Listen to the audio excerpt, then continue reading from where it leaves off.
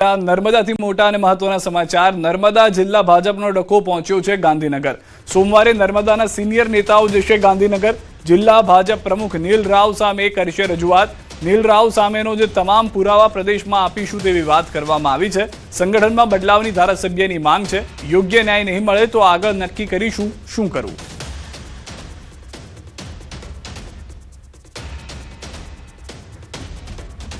નીલ રાવે જે રીતના જો હુકમી કરી છે, જે રીતના એણે પોતે દાદાગીરી કરી છે પાર્ટીના કાર્યકર્તાઓ ઉપર, સિનિયર કાર્યકર્તાઓ ઉપર, અને જે રીતના એ પોતે મનસ્વીપણા પ્રમાણે વર્તન કરી રહ્યો છે, એ બધી જ એમની વાતો અમે પૂરી સાબુતી સાથે અમે પ્રદેશમાં અમે રજૂ કરીશું।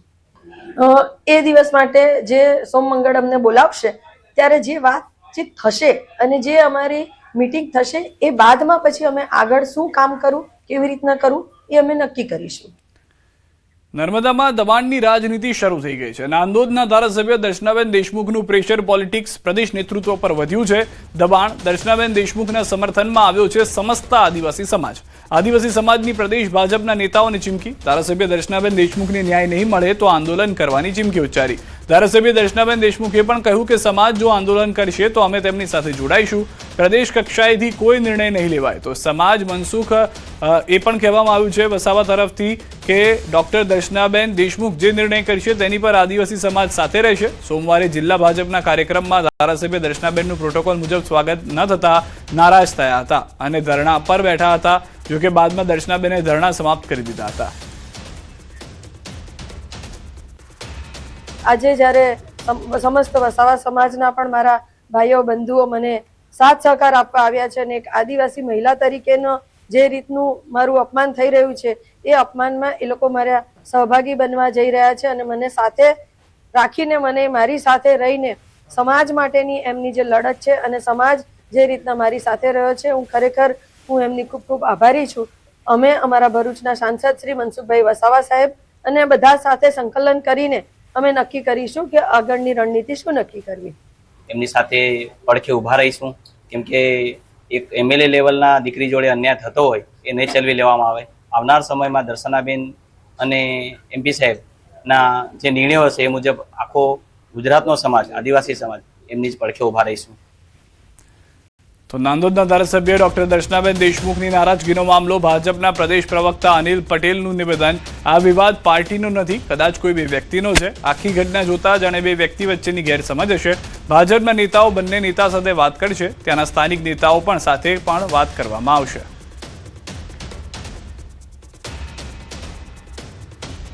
જો આ કોઈ બે વ્યક્તિ વચ્ચેની ગેરસમજ હોય એવું લાગે છે અને કોઈ પણ વિષય હોય તો એ સાથે મળીને ચર્ચા કરીને વિષયનું સોલ્યુશન આવતું હોય છે।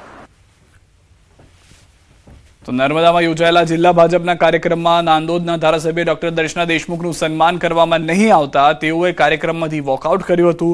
જતા જતા મંચ પર હાજર આગેવાનોને ખરી ખોટી સંભળાવી હતી અને ધરણા પર બેસી ધારાસભ્ય પદે તેમજ પાર્ટીમાંથી રાજીનામું આપવાની ચીમકી પણ ઉચ્ચારી હતી। સાંજે જિલ્લાના આગેવાનો સાથે પણ તેમણે મુલાકાત કરી અને માની ગયા હતા। આજે તેમના કાર્યાલય ખાતે આદિવાસી સમાજના અગ્રણીઓ હાજર રહી તેમણે સમર્થન જાહેર કર્યું અને દર્શનાબેનને ન્યાય નહીં મળે તો આંદોલનની ચીમકી ઉચ્ચારી હતી।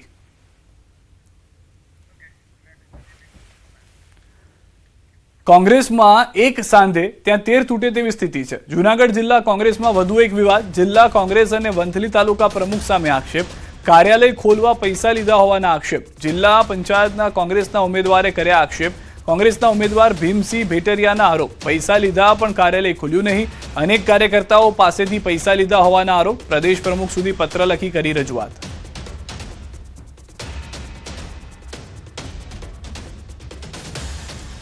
આજે વંથલી તાલુકાની કાર્યાલય બંધ છે, ક્યાં કારણોસર?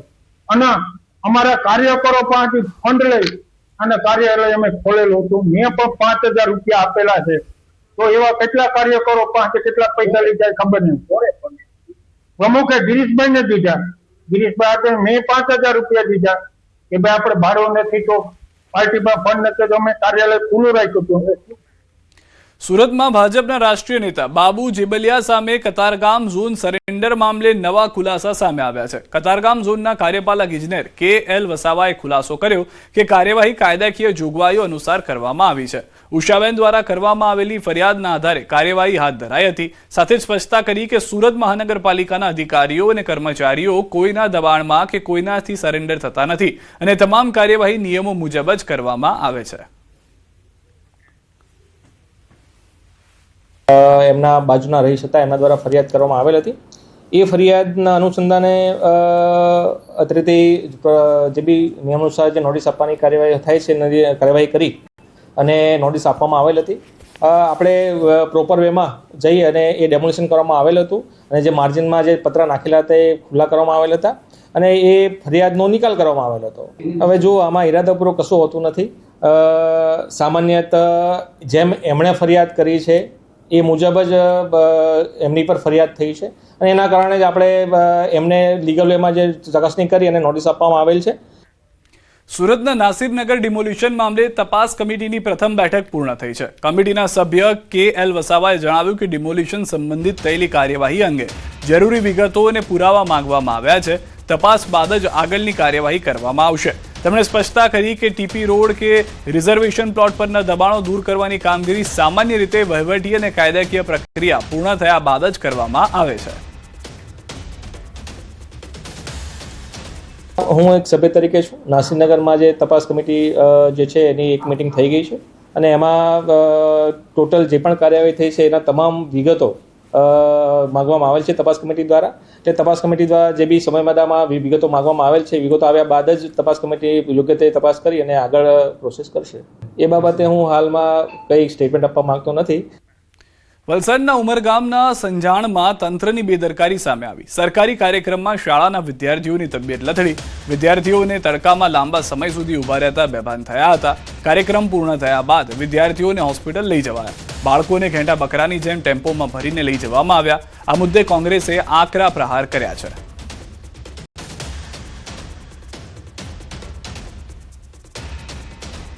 ધોમધકતા તાપમાં બાળકને ચક્કર આવી ગયા તો પણ એની માટે આરોગ્યની ચકાસણી, એની માટેને આરોગ્ય સેવા મળે તેવી કોઈ ચિંતા ન કરીને કાર્યક્રમ ચાલુ રાખ્યો. ત્યારે સરકારને ખરેખર ઈચ્છા હોય વૃક્ષો બચાવવાની તો તેઓ આડેધડ વૃક્ષો કપાય છે તેની ઉપર રોક લગાવે. ખેડૂતો નારાજગી વચ્ચે ભાજપ યોજશે ખેડૂત સંમેલન. ભાજપના જિલ્લા કક્ષાએ યોજાશે ખેડૂત સંમેલન. આવતીકાલે ગોંડલ ખાતે ખેડૂત સંમેલનનું આયોજન છે. પ્રદેશ પ્રમુખ જગદીશ વિશ્વકર્મા અધ્યક્ષતામાં યોજાશે ખેડૂત સંમેલન. પ્રાકૃતિક ખેતી અંગે કૃષિ આધારિત યોજના અંગે સંમેલનમાં ખેડૂતોને આપશે માહિતી. ખેડૂત સંમેલનમાં વૈજ્ઞાનિકો આપશે ખેડૂતોને કૃષિલક્ષી ટિપ્સ. ખેડૂતો ઉપલબ્ધિ અને તાજેતરમાં ખેડૂતો હિતમાં લેવાયેલા નિર્ણય અંગે ખેડૂત સંમેલન કરશે રાજ્યના ખેડૂતોને માહિતગાર.